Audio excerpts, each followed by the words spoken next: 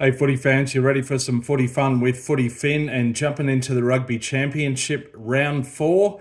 Want to give a preview of these two blockbuster clashes that are happening this weekend. So, first up, South Africa up against New Zealand in Cape Town. This is number one in the world, the defending back to back world champs against the team ranked number three in the world. These two teams did, of course, meet in the Rugby World Cup final last October. South Africa won 12 points to 11. It's being touted as rugby's biggest rivalry, and it may well be that. From the past three matches between these two teams, South Africa have won all three.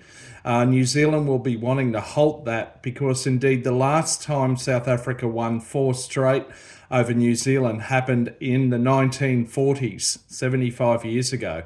So the All Blacks will want to have something to say about that. Look, I'm not going to run through the full teams, just some notable changes. So firstly, for South Africa, LaRue comes in at fullback, and Apalele is not even in the 23. Andre Pollard comes in at 10 to steer the ship around. Sasha Feinberg Ngomazulu is still on the bench.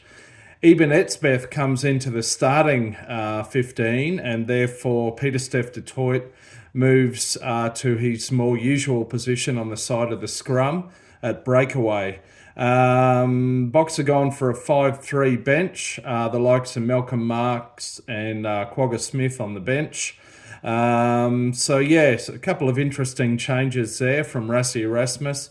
In terms of New Zealand, they've got a couple of interesting changes too. So Will Jordan moves into fullback and pushes Beauden Barrett onto the bench. Cortez Ratima comes in at the starting scrum half and pushes PJ Terranara onto the bench. Wallace Satiti, a young man who's had a pretty dramatic rise up to Test level rugby this season after playing for the Chiefs. He's starting at number 6. Interestingly for me, they're not playing Dalton Papalili, even though apparently he's fully fit. They're sticking with Sam Cane at 7. Papalili is not even on the bench. So a couple of players at least out with injury include Caleb Clark and Ethan Blackadder. The All Blacks have also gone for a 5-3 bench. As I said, Beauden Barrett and TJ Perenara on the benches, along with Anton Lynette Brown in terms of the backs. Look, an interesting one there. This is a fascinating clash, including as a neutral like myself. You could see the All Blacks coming back. They were very close last week. You could see them bouncing back and having a win here. This one is not at altitude. It's in Cape Town. Traditionally, New Zealand have got a pretty good following there for historical reasons. But I just can't quite see the box letting this one go to New Zealand at the moment. I think it'll be a very tight clash. Less than a converted try in it, margin less than 7 points. But I'm just tipping the box to win that one. Then from Santa Fe in Argentina, we've got Los Pumas up against the Wallabies once again. The most notable change to the Argentinian team was Albornoz coming in at starting fly half at 10, and Carreras gets pushed back to the bench. That's a bit of an interesting one. People are talking about the fact that it was Albornoz who gave away the final penalty that gave the Wallabies the winning margin. And Carreras, of course, is a sharpshooter in terms of kicking for poles. Interesting one. Felipe Contempone's come out and said, look, he wants to back Albornoz to get himself into those dangerous high-risk situations. Other than that, our Argentinian team's still very strong, still got a strong back row, Matera, Crema, Gonzalez. Plenty of firepower up front. Montoya, the captain and hooker. Some electrifying pace and excitement in the back line. The other Carreras on the wing, for example.